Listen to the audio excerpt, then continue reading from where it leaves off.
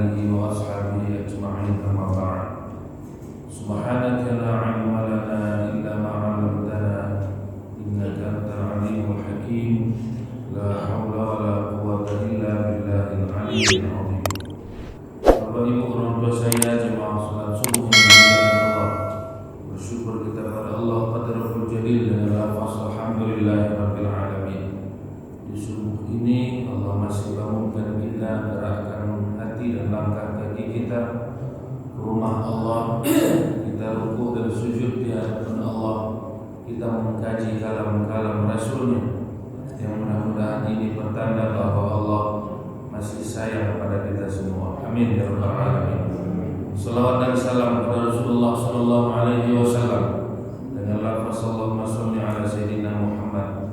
Semoga lisan kita hari demi hari semakin banyak melafazkan salawat pada Rasulullah sallallahu alaihi wasallam, karena yang menyebut nama Muhammad Rasulullah bukan hanya kita, tapi seluruh alam ini berlomba-lomba menyebut nama beliau.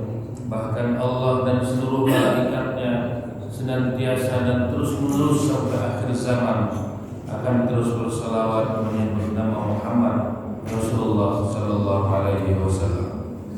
Bapak Ibu orang tua saya yang dimuliakan Allah, hari sebelum kita mulai kajian ini, kita baca ummul kitab surah Al-Fatihah. Semoga hidayah yang Allah berikan pada kita Allah istiqamahkan. Saudara kita yang sampai detik ini belum juga jidatnya ruku dan sujud di hadapan Allah, semoga Allah titipkan pada hati mereka. Yang sakit Allah angkat penyakitnya, dan yang sehat Allah bimbing dan jaga dari segala mara bahaya. Ala hadhihi niyyah as-salihah kiramil Fatihah. A'udzubillahi minasyaitonir rajim. Bismillahirrahmanirrahim. Alhamdulillahirabbil alamin. Arrahmanir rahim. Maliki yaumiddin. Iyyaka na'budu wa iyyaka nasta'in. Ihdinas siratal mustaqim. Shiratal ladzina an'amta 'alaihim ghairil maghdubi 'alaihim waladdallin. Bapak Ibu orang tua saya dimuliakan Allah, pagi ini kita sudah masuk pada hadis yang ke-24, ya. Hadis yang ke-24. Hadis ini termasuk hadis yang panjang. Walaupun panjang mungkin Pak Sumar sudah dibaca ini ya. Walaupun panjang ini hampir 2 halaman hadis ini. Baik, Bapak Ibu kita baca. An Abi Dzar Al-Ghifari radhiyallahu anhu. Jadi hadis ini diriwayatkan oleh Abu Dzar Al-Ghifari, sahabat Rasul yang termasuk as-sabiqun al-awwalun, orang yang dalam kelompok dan golongan pertama masuk Islam.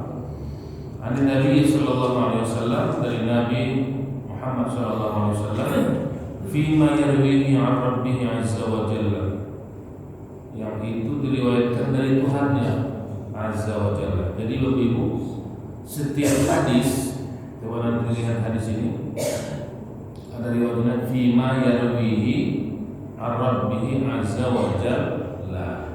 Hadis ini yang disebut dengan hadis qudsi. Hadis qudsi. Hadis qudsi itu sebenarnya kalam Allah. Kalam Allah dari Allah, cuma lafaznya dari Rasulullah. Jadi kalam Allah itu bukan hanya Al-Quran, bukan hanya Al-Quran yang 30 juz. Ada kalam Allah yang itu beliau berkalam tapi melalui lisannya Rasulullah. Maka hadis qudsi itu pasti ada fima yarwihi atau ar-rabbihi, dari Tuhan. Jadi maka di situ ada hadis memang dari Rasulullah, yang kedua ada hadis qudsi. Maka nanti kalimatnya ini kalimat pengampunan gitu ya, kalimat menyempurnakan. Nah, itu akan terasa nanti hadis yang itu hadis langsung dari Rasul atau hadis yang bentuknya qudsi dari Allah tapi lafaznya dari Rasulullah sallallahu alaihi wasallam. Maka Bapak Ibu nanti dalam kajian hadis ini kan debatable, dibincangkan oleh para ahli. termasuk para orientalis. Orientalis itu bagi orang yang tak Islam tapi belajar tentang Islam, itu tak mengakui hadis ini. Karena bagi mereka, misalnya Joseph Sach, Joseph Sach itu seorang ilmuwan Belanda, ada beberapa itu yang orientalis, itu menyebutkan bahwa hadis itu ditulis sudah abad kedua Hijriah. Jadi mereka menggunakan pendekatan historis, pendekatan sejarah. Jadi mereka menghitung hadis itu sudah abad kedua Hijriah. Abad kedua itu Bapak Ibu sudah 200 tahun hampir Rasulullah meninggal. Kira-kira kalau sekarang 2024, kira-kira 1800-an lah baru dimulai penulisan hadis. 200 tahun sudah Rasul meninggal. Maka bagi Oriental ini hadis ini dibuat ulama ini. Kira-kira begitu. Beda dengan Quran, mereka masih yakin Quran karena Quran itu dituliskan ketika Rasulullah masih hidup dan terus berkesinambungan. Tapi hadis itu 200 tahun, lama betul. Maka mereka mengatakan ini hanya buatan-buatan ulama abad kedua Hijriah. Jadi mereka ingin menohok dua pedoman kita, Quran dan hadis. Padahal mereka tak tahu. Ini nanti ada satu buku Bapak Ibu, jika pengen melihat perdebatan itu, ada namanya M.M. Azami, ya, Muhammad Azami. Dia menulis disertasi itu tentang mengkritik pandangan orientalis terhadap hadis. Itu runtuh semua pandangan para oriental itu karena ada beda kultur ulama hadis dan Arab itu tentang kuatnya ingatan mereka. Kita ini lebih banyak lupa daripada ingat. Jangan menghafal, bukan ujung dapat pangkal yang semua adalah orang Arab itu beda.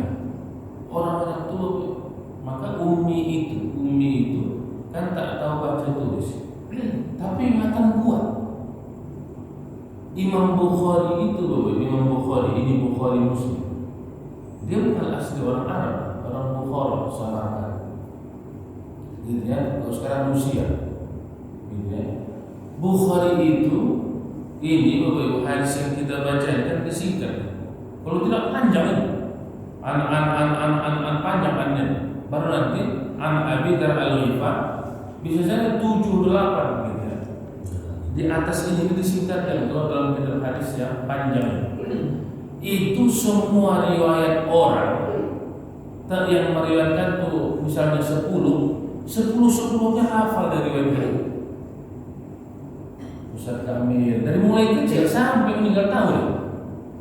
Ya kan Pak Ridwan tahu di mana ketemunya mereka itu detik. Maka bingung orang-orang orientalis itu membayangkan kuatnya hafalan para ahli hadis. Yang itu mustahil menurut mereka, tapi itu terjadi.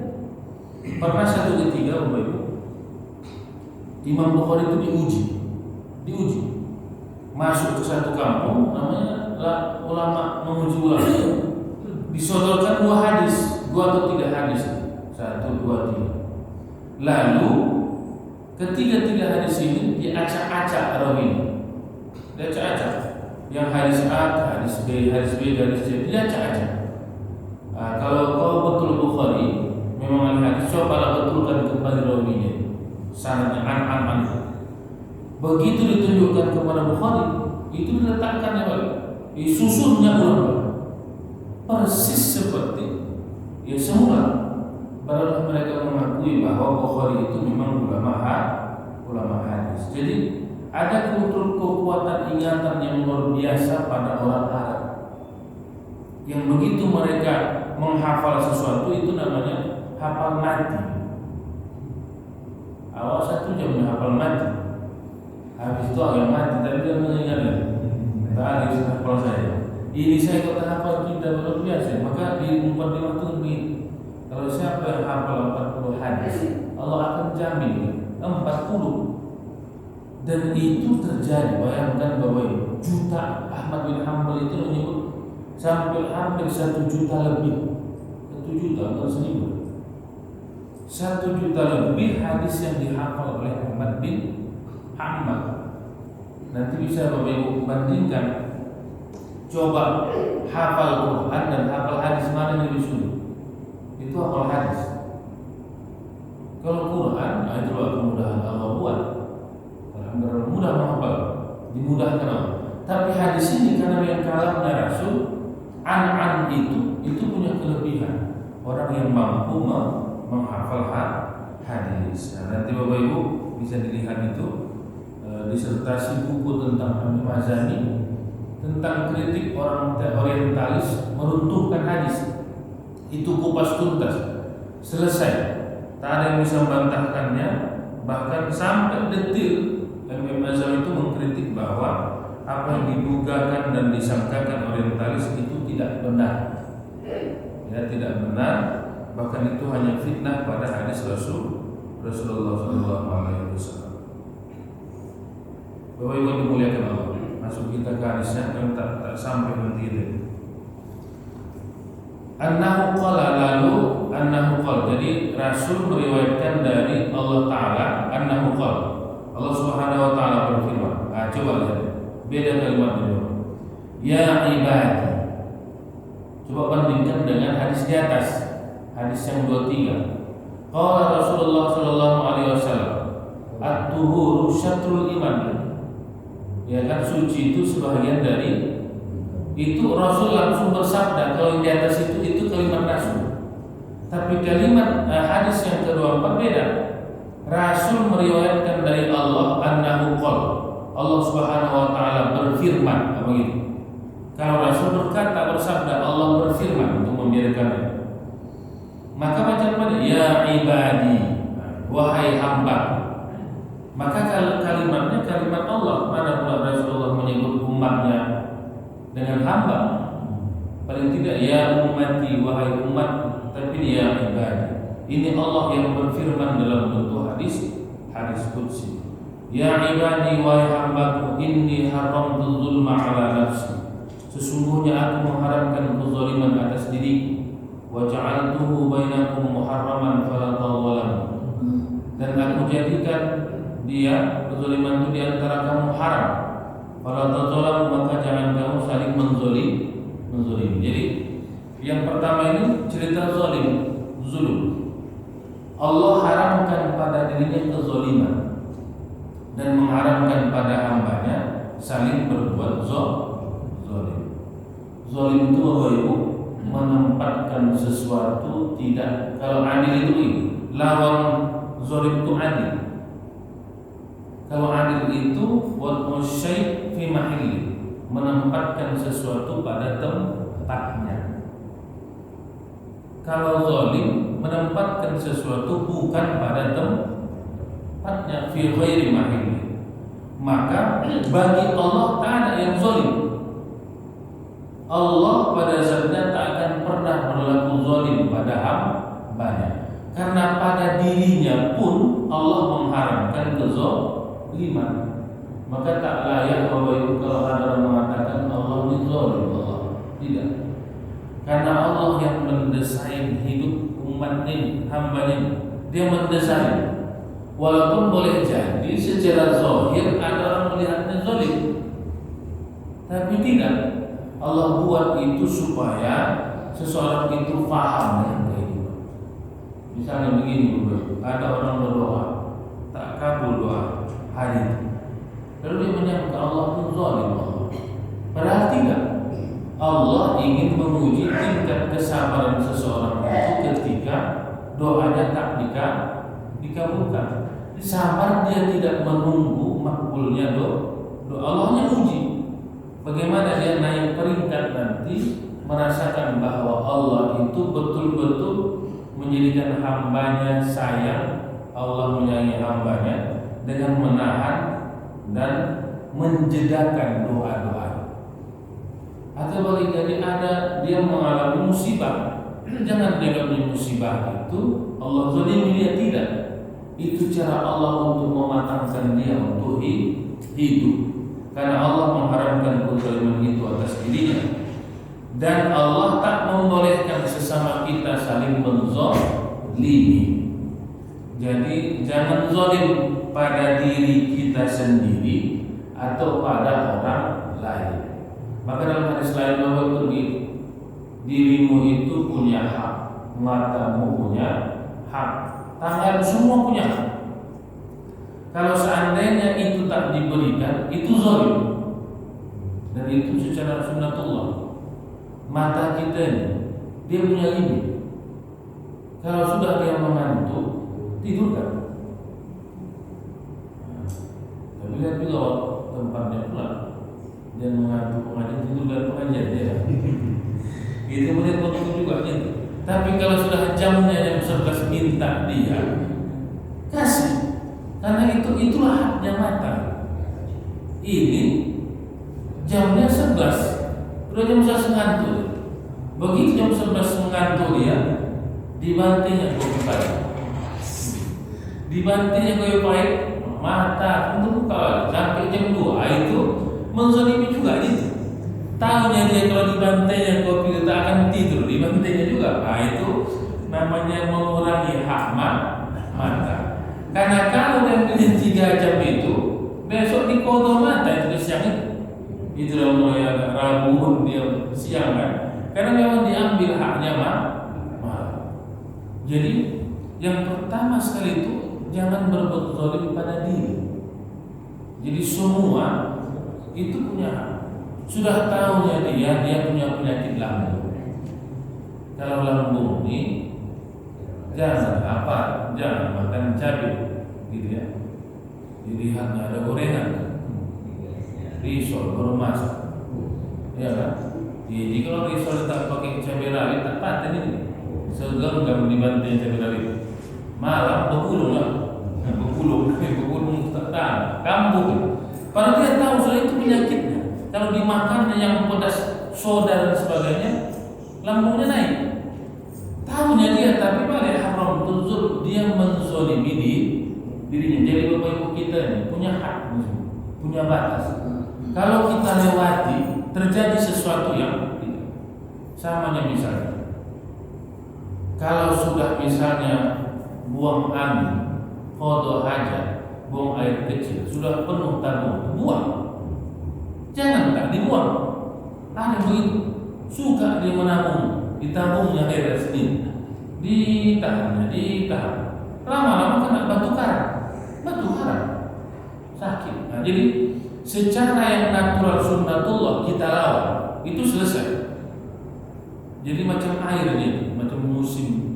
Kalau musim mangga, gitu ya, musim mangga. Bagaimana pun kita tahan kalau sudah musimnya, tetap berbuahlah mangga.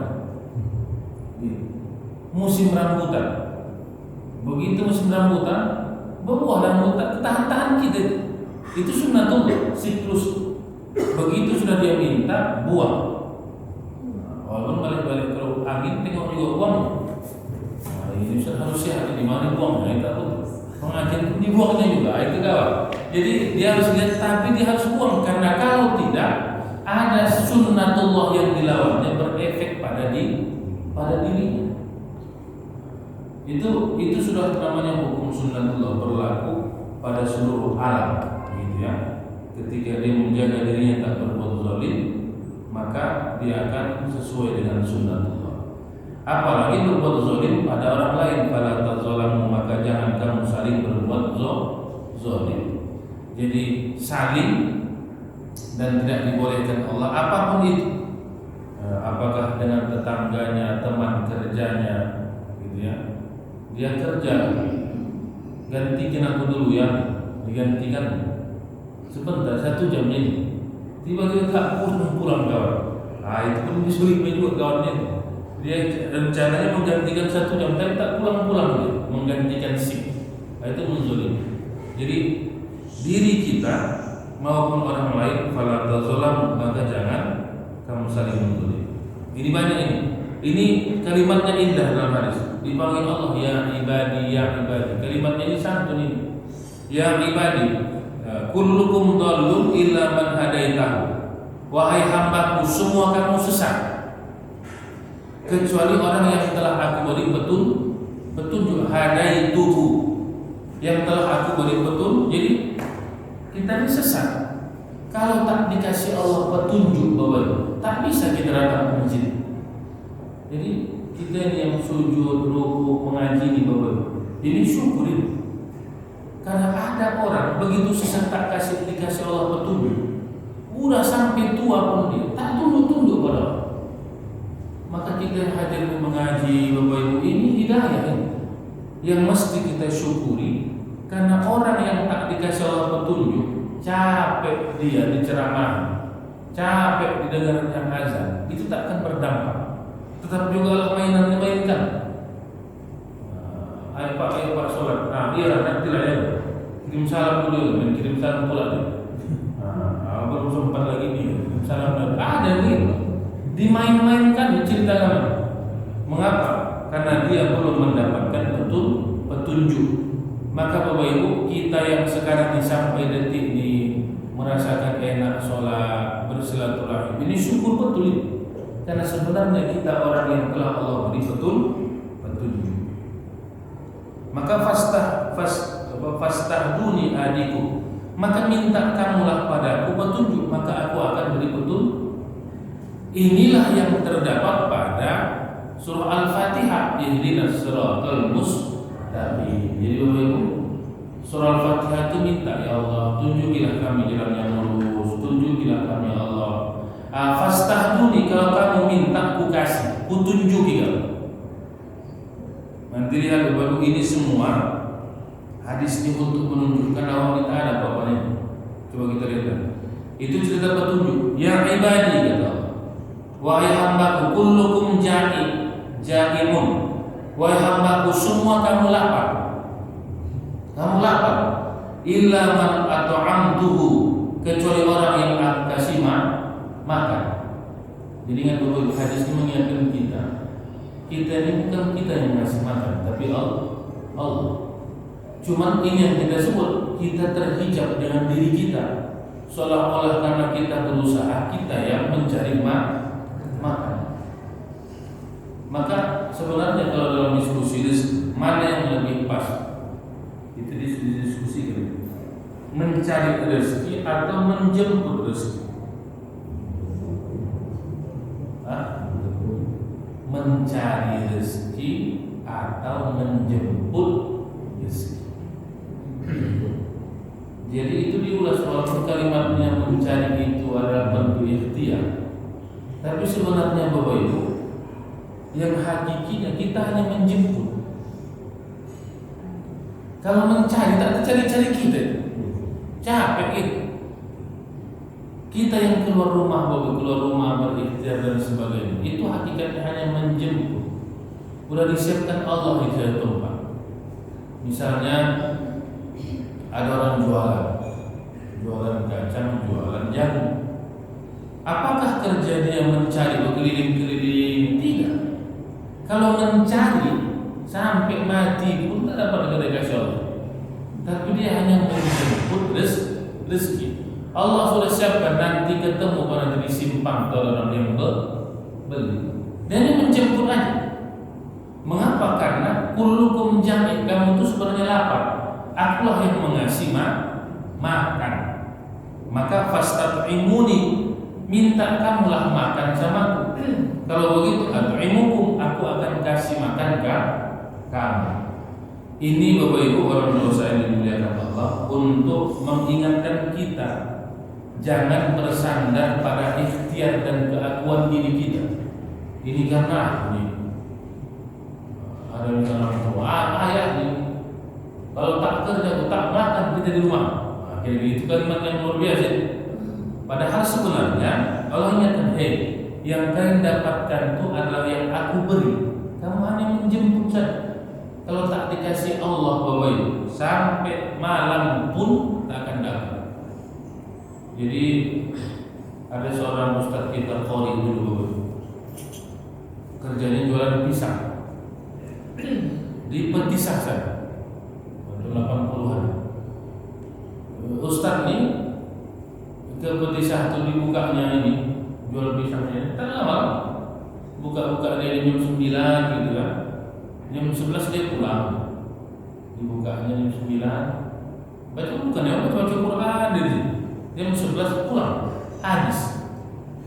Ada kawan dari mulai subuh dari sini. Sebelum subuh masih gelap lagi di sana. Udah di situ dia.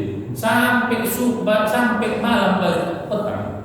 Ya kan sampai malam gelap lagi. Itu unta habis yang dijual. Ustaz ini datang dia bukannya Pak, semua dia mau jualannya berapa sana diambilnya setengah, diambil udah pulang nih. Itu siapa punya kerja? Itu bukan persoalan dia yang sekarang ini persoalan dihidupkannya lalu ayo beli pisang tidak dia ayo Ustaz Pak pisang Pak 2 tandan udah tandan tengok sudah tutup dia. Begitu terjadi terus. Mengapa? Karena yang mengasih makan itu, menghabiskan itu, menggerakkan orang itu Allah. Maka kita Bapak Ibu ini nanti dalam konteks ini yang dibangun itu tawakal total. Ikhtiar itu hanya jalan saja. Harus jalan, harus dibuatnya ikhtiar. Tapi kan begitu Allah katakan datang, karena rezeki itu tetap makhluk. Begitu Allah sebutkan hei rezeki datangi si fulan, itu tak ketampungan itu. Tak bisa dia tahan-tahan. Siapapun tak bisa menahan. Walaupun kiri kanan itu pakai polaris, pakai ajimat tadi. Kalau Allah katakan datangi dia, habis-habis. Mengapa? Karena Allah yang mengasih makan, pintalah aku akan kasih makan. Ya ibadi, Allah dibilang harusnya. Ya ibadi, wahai hambaku, kullukum alim illa man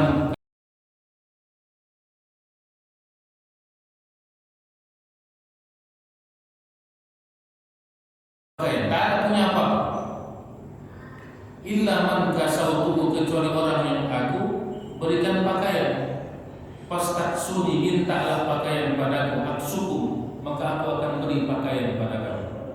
Ini makin halus betul sampai pakaian pun kita tidak mau pakaian sebenarnya kecuali Allah kasih pakaian.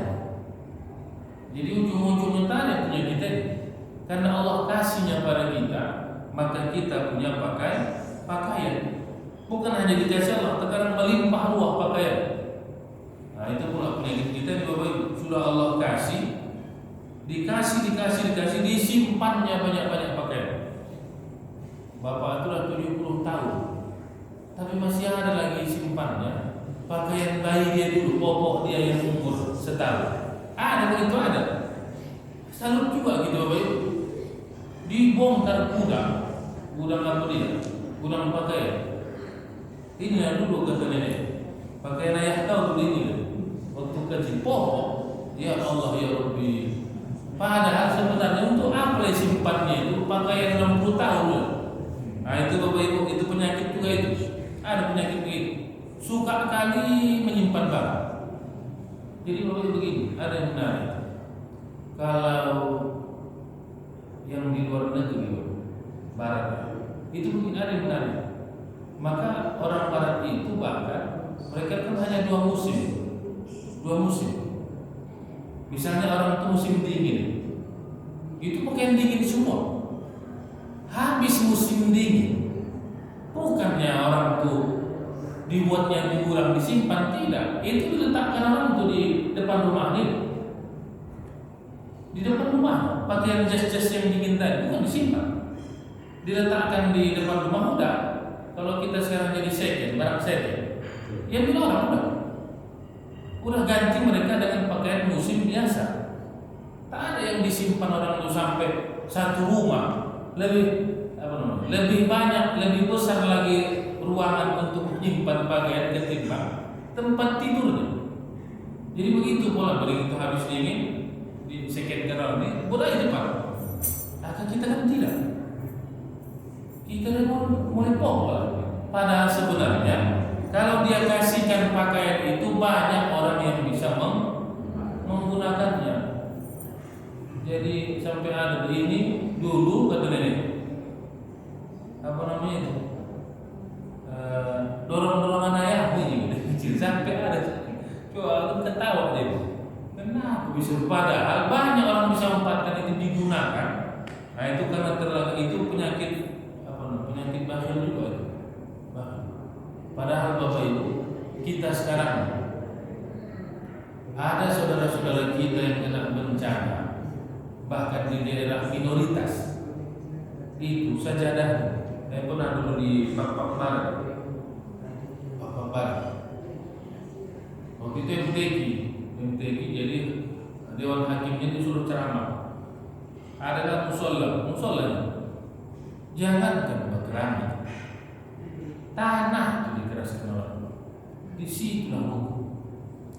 Sampai waktu kita begini, kalau ada nanti Medan masjid di Medan banyak hambal-hambal tak pakai, kirimkanlah ke Jakarta. Begitu.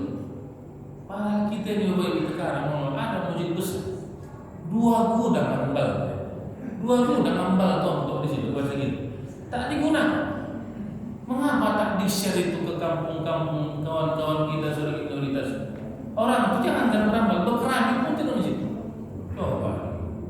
Jadi sebenarnya Bang Kamil, memang kalau masjid ada koordinator DMI, dikumpul itu masjid-masjid yang banyak kalian tahu. Ada 5 macam warna-warna. Mengapa tak dikirim misalnya ke desa-desa minoritas yang ya Allah ya Rabbi, kita di Bapak yang di Medan sholat kita menjadi nyaman, toilet bagus, ruku awani.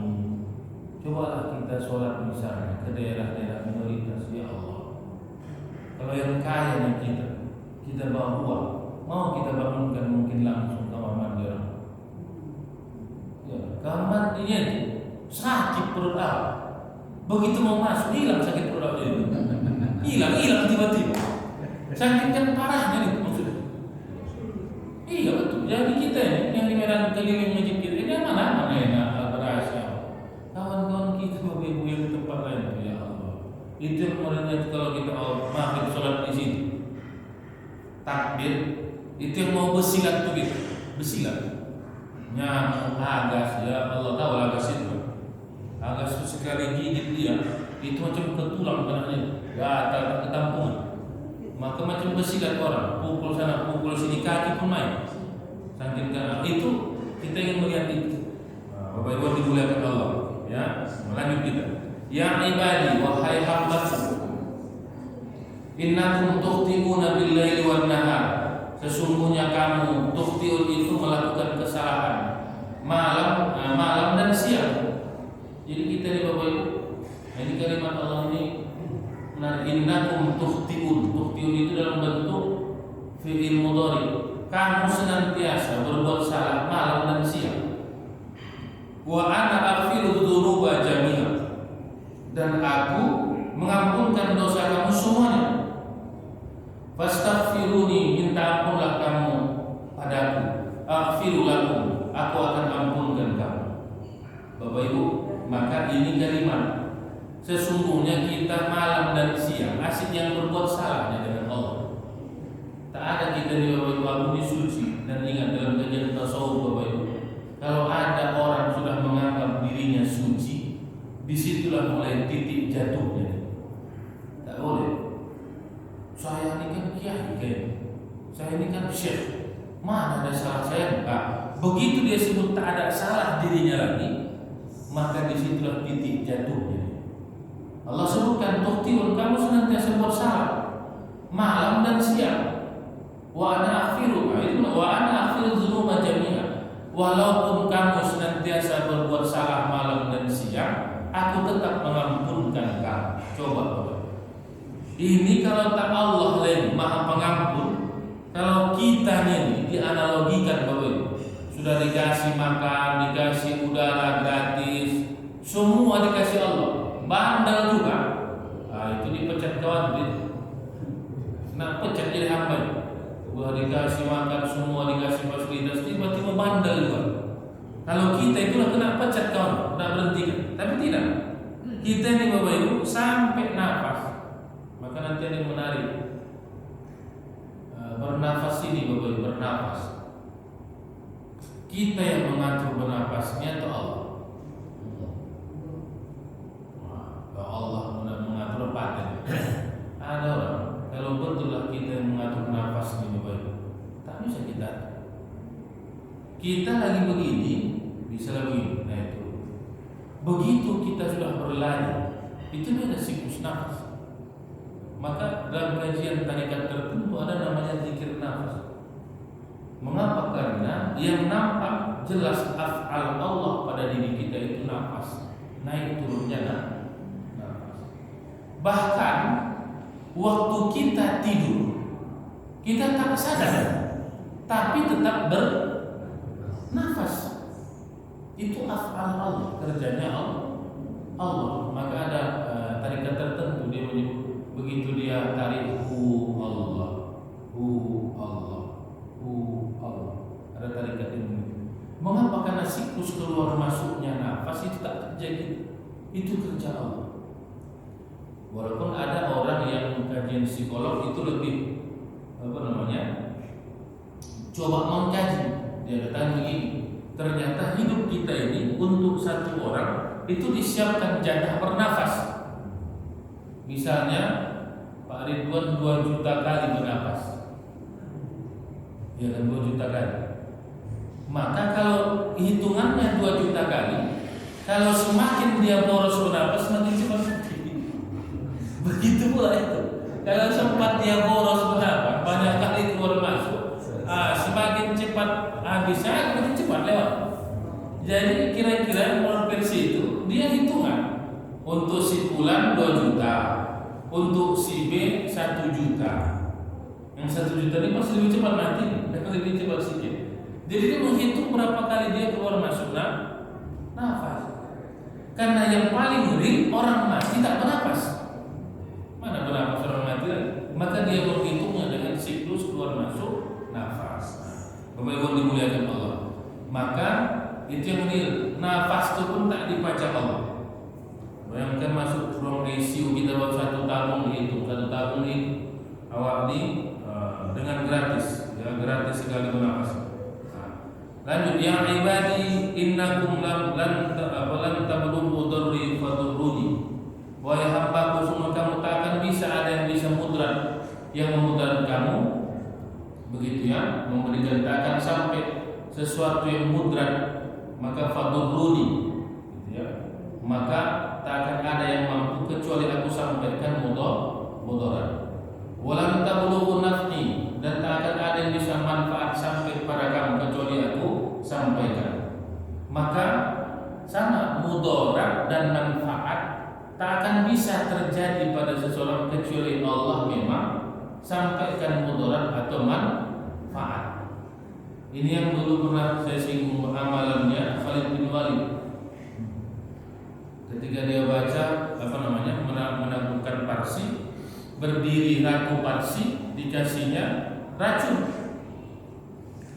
diminum Khalid kan. Biasa saja dia tak pala gaduh kali, sini racunmu yang hebat itu, kata Khalid. Diminum. Cuman sebelum dia minum dia baca Bismillahirrahmanirrahim la yadurru ma'asmihi syai'un fil ardi wala fis sama' wa huwas sami'ul 'alim. Dengan nama Allah tak akan ada sesuatu pun yang bisa membuat mudarat beserta nama Allah. Jadi tak akan ada satu mudarat pun kalau tak diizinkan Allah. Diminumnya, diteguknya, macam minum air putih aja nih. Tak ada berdampak racun itu pada dirinya, karena dia mulai dengan Bismillahirrahmanirrahim la yadurru ma'asmi syai'un fil ardi wala fis sama'. Dari langit dan bumi tak akan ada yang bisa membuat mudarat padanya jika dia beserta dengan Allah. Jadi ini keyakinan kita Bapak Ibu, tak akan ada. Jadi ada orang misalnya bunuh diri, naik lantai 10, matilah ini, lompat. Begitu dilompatnya lewat truk yang membawa tilam, kena ketilam, tak mati juga. Padahal ada berencana mati kali ini lewat. Mengapa belum sampai Allah izinkan dia mati? Maka tak boleh minta mati. Matikan oleh Allah, matikan. Kalau belum tidak, walaupun sudah tinggal hanya kulit dan tulang, tak mati juga. Ternyata ada orang yang riset itu ada yang 130 tahun gitu ya umur, tapi ternyata orang yang semakin panjang umurnya. Ada dulu saudara umurnya 85, minta dia mati.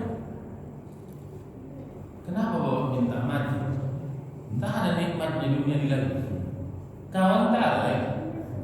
Kita ini Bapak Ibu, karena adanya kawan-kawan satu level ya kan, minum kopi apa. Santai orang tak ada lagi junior semua. Aku suntuk aja dunia, apa yang dunia lagi kan?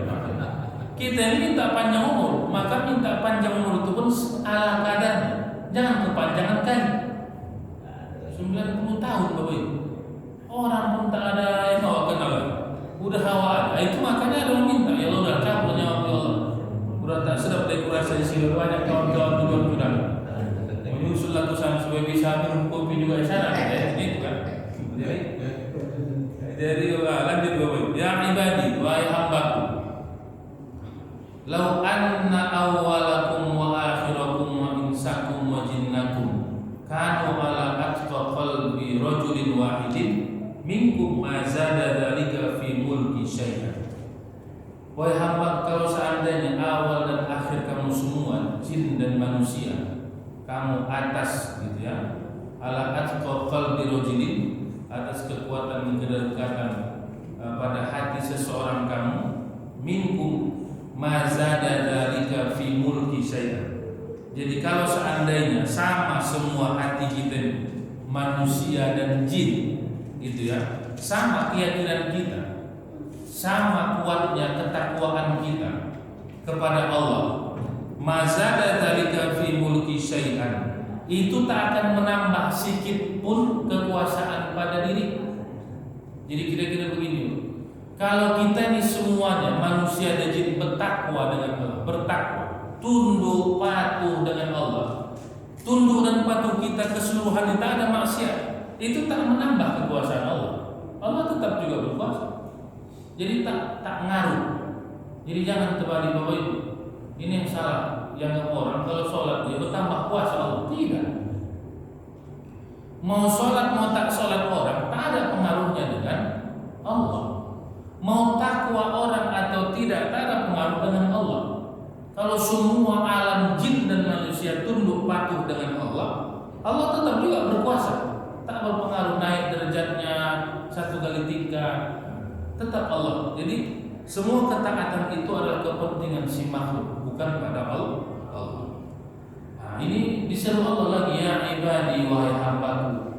Lau anna awwalakum wa akhirakum wa insakum wa jinnakum kanu ala afjadi qalbin rajulin wahidin minkum ma naqasa dzalika min mulki syai'an. Sama juga kebalikannya. Kalau seandainya jin dan manusia itu hatinya fujur, berdosa semua, maksiat semua kita, tak ada yang tunduk. Jin dan manusia satu pun tak ada yang taat, maka itu tak akan mengurangi kekuasaan Allah. Ada yang begini Bapak Ibu, aku tak mampu sholat, biar tahu Allah dulu cuma. Urusan sama Allah, biar tahu Allah dulu. Dia yang tak tunduk, tak ruku, dia tak ada berkurang bagi Allah. Ini begini Bapak Ibu, ini kesalahan ini. Dia logikakan Allah itu seperti ayahnya, atau misalnya mamanya. Kalau tak berhasil mamanya bisa stres, gitu ya. Anaknya mungkin tak tunduk, ayahnya pening, tak ada bagi Allah. Tunduk atau tak tunduk tak mengurangi itu bagi Allah. Maka ada yang menarik dalam satu riwayat, karena saking rahman rahimnya Allah dan pengampunnya Allah, itu kan disebutkan begitu Fir'aun mengejar Musa, terbelah laut sampai Musa dan seluruh pengikutnya ke seberang. Itu kan di tengah kan menyatu kembali air laut merah. Di situ Fir'aun sudah yakin ini memang betul Musa ini. Begitu sudah bergulung-gulung di dalam dasar lautan itu, dia sudah mau mengatakan, ya Allah ampuni. Mau diucapkan Fir'aun, dia belum mati, ya Allah ampun. Tapi karena kesangkinkan parahnya, dahsyatnya tadi, maksiatnya dan zolimnya Fir'aun, ternyata bukan hanya manusia, malaikat Israel dan malaikat Jibril geram kali kawan. Udah geram. Udah kalau diperintahkan Allah dipistik ya kawan dia. Begitu dilihatnya Fir'aun mau mengatakan astagfirullah, maka Jibril diambilnya tanah itu disumbatnya tetap disumbat, dimasukkan Jibril dalam riwayat itu, disumbatkan Jibril tanah laut itu ke mulut Fir'aun. Begitu tersumbat, tak bisa mengucapkan ya Allah ampun ya, tak disebutkannya lah mohon ampunkan aku ya Allah. Begitu tak disebutnya itu, berjalanlah azab pada Fir'aun. Jadi begini, walaupun begitu parahnya Fir'aun mengatakan dirinya Tuhan, kalau seandainya dia mengatakan aku mohon ampun ya Allah, tetap Allah ampunkan. Malaikat tahu Allah ini Rahman Rahim. Sebelum Allah ampuni, kusumbatkan dulu, dia tahu dia dulu. Jadi malaikat pun geram betul oleh malaikat melihat Fir'aun itu. Bapak Ibu dimuliakan Allah. Baru yang lanjut, ya ibadi, wahai hambaku, lau anna awwalakum wa akhirakum wa insakum wa jinnakum qamu fi sa'idin wahidin fasa'aluni fa'ataitu kulla wahidin mas'alatahu ma naqasa dzalika mimma indi. Panjang pula. Wahai hambaku, kalau seandainya manusia pertama sampai terakhir dari bangsa jin dan manusia berdiri fi sa'idin wahidin, dalam satu barisan, lalu mereka meminta padaku, fa'ataitu, lalu aku kasih setiap orang itu akan masalahnya, mana qasadzalika mimma indi, maka itu pun tak akan mengurangi dari sisiku, illa kama yang kusul mikhyatu idza udkhilal bahr. Itu sama juga gitu ya, berpulangnya mikh itu Bapak Ibu apa namanya, ketika jari dicelupkan ke dalam air, lalu di ujungnya itu ada air yang tersisa ke dalam, ketika dicelupkan tangannya ke dalam air, lalu yang tersisa itulah yang di ujung jari itu. Jadi jika seandainya kita meminta pada Allah semua dan dikasih Allah, aku minta kaya ya Allah, minta jabatan ya Allah, minta Allah, semua meminta. Lalu semua yang miliaran manusia ini dikasih Allah. Lalu begitu dikasih Allah miliaran kekayaan dan sepanjang-panjangnya, itu persis seperti jari kita tunjuk, masukkan ke dalam laut, ditarik. Karena ada yang di ujung yang sijil, yang tetesannya itu yang di ujung. Kira-kira segitulah ukurannya yang Allah kasih bagi orang yang meminta seluruh manusia di alam. Padahal yang tinggal masih lautan. Jadi tak berkurang sedikit pun pada Allah, maka minta banyak-banyak. Jadi kita ini sebenarnya dalam riwayat ini disuruh minta banyak-banyak. Ya Allah, kasihlah uang ya Allah, miliaran ya Allah. Minta. Seandainya triliunan pun diminta, tak berkurang dengan Allah. Maka ketika minta itu pun jangan pandang Allah, tapi pandang Allah. Allah itu yang penting. Kalau dipandang kita ya Allah, bahwa ini mati ini ini. Jangan dipandangnya Allah, tapi dia pandang Allah. Dia jangan pandang dirinya, dia pandang Allah. Kalau sudah Allah kasih Bapak Ibu, tak ketampungan. Kita ini kan diukur Allah. Nah, segini. Kalau sempatlah Allah kasih jor-joran rezeki itu, awal pun terungkup buat. Iya. Kita ini sekarang nih Bapak, ini sudah kadar Allah ya. Udah pasti kasihnya. Kalau dikasih Allah pun tiba-tiba kita kekayaan, tiba-tiba datang kekayaan 1 triliun. Aku bingung juga, stres. Gimana menggunakannya ini? Jadi Allah itu sunnatullah, membuat itu dengan secara natural, secara sunnatullah. Jadi kalau kita minta sebanyak-banyaknya, itu persis air yang di ujung jari. Masih banyak lautan rahmatnya dan kekayaan Allah. Ya ibadi wahai hambaku, innama hiya a'malukum uhsiha lakum summa wafikum iya. Gitu ya. Wahai hambaku, sesungguhnya semua dia itu adalah amal-amal kamu yang aku akan berikan ganjaran padanya laku summa wafiyakum, kemudian aku akan sempurnakan kembali pada kamu. Jadi apa yang kita lakukan Bapak Ibu itu kembali pada diri kita. Semakin banyak orang berbuat baik, bukan Siapa yang berbuat baik dia akan tuai kebaikan itu. Siapa yang tak berbuat baik dia akan tuai sesuai dengan amal. Semakin banyak, dan ingat, kita Bapak Ibu yang harus kita teguhkan bahwa jangan pernah mengukur surganya Allah itu dengan amal kita. Tak cukup. Surga itu abadi. Masuk akal tidak misalnya umur kita 50 tahun beramal, meninggal. Berarti kan kita beramal paling-paling itu kan hanya 30 tahun atau 35 tahun dari balik. Masa umur kita 35 tahun beramal lalu mendapatkan surga yang penuh kenikmatan dan kekal? Itu tak logis. Maka tak bisa diukur surga itu dengan banyaknya amal. Dia tak sebanding amal kita yang puluhan tahun dengan surga, kenikmatannya tak terbatas dan kekal. Itu tak sebanding. Apa yang terlintas datang. Enak kali makan apel ini. Datang apel. Di sini enak kali dan berjibaku lagi. Apa yang terlintas datang? Apa yang terpikirkan dapat? Makan terus, nikmat terus, dan tak ada buang-buang lagi. Jadi keringat. Kita ini kan sunnatullah ya. Makan pun enak-enak, ujung-ujungnya berlari belakang ini.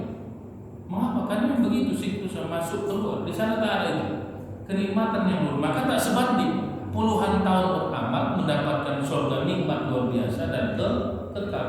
Maka tetaplah birahmatillah, karena rahmat faman wajada khairan falyahmadillah. Siapa yang mendapatkan kebaikan diucapkan alhamdulillah. Wa man wajada ghaira dzalik, maka siapa yang mendapatkan selain kebaikan fala yalumanna, maka jangan dia menyalahkan siapapun illa nafsah, kecuali dirinya. Maka kan ada istilah itu kalau bicara lagi pidato itu kan begitu. Seluruh kebaikan-kebaikan datangnya dari Allah, dan yang tak baik-baik itu datangnya dari diri kita. Jadi itu yang begitu.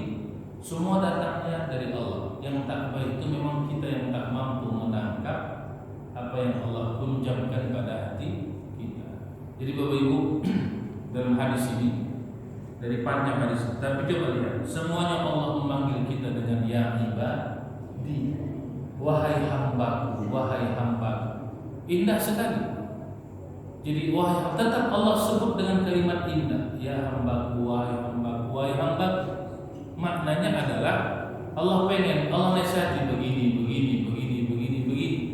Maknanya Allah ingin sebutkan bahwa apa yang kita dapatkan saat ini Bapak Ibu, itu Allah yang beri.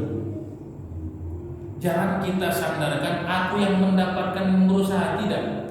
Tapi Allah yang kasih pakaian, makanan, gitu ya, kenikmatan, kebaikan, itu Allah yang kasih. Maka jangan pernah menyandarkan pada diri ini karena aku, karena kekuasaanku, kehebatanku, kepintaranku, gelarku, itu selesai. Tak ada yang jadi Bapak. Bayangkan misalnya Bapak Ibu, orang yang sombong dengan kekayaannya, sombong dengan kekuasaannya, sombong dengan kepintaran, itu telah ditunjukkan Allah dalam sejarah. Orang yang kaya itu sombong, Qarun ditunjukkan Allah. Ya kan, hampir sampai 2 onta membawa anak kunci. Anak kunci, jangan ditanya gembok dengan rantainya, gudangnya tak terkaji saking dan banyak.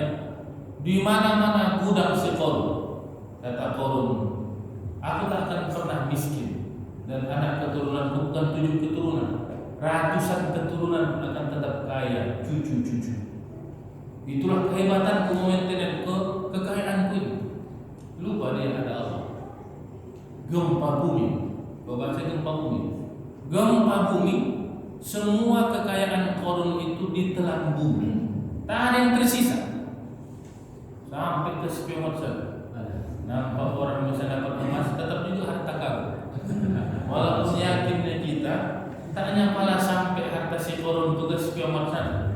Tapi paling tidak Allah ingin abadikan. Ada orang yang sombong dengan kekal, habis selesai.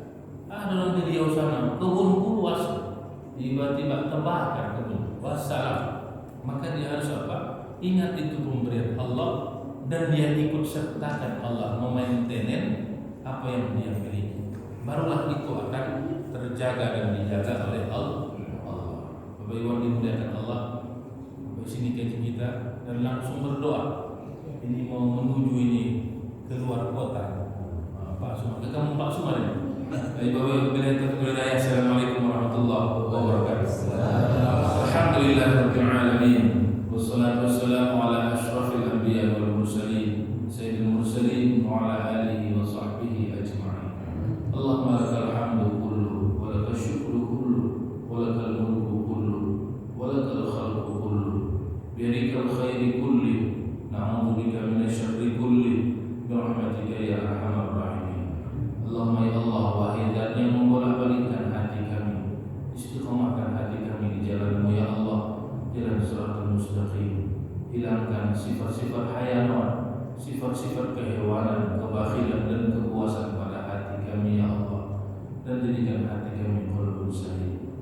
Allahumma ya Allah, berkahi ilmu dan amal kami, berkahi rezeki dan keluarga kami, berkahi segala apa yang kami miliki ya Rahim, agar kami hanya tertuju padamu dan mengharapkan ridha-Mu ya Rahman. Rabbana atina fid dunya hasanah wa fil akhirati hasanah wa qina adzabannar. Walhamdulillahirabbil alamin. Taqabbalallahu minkum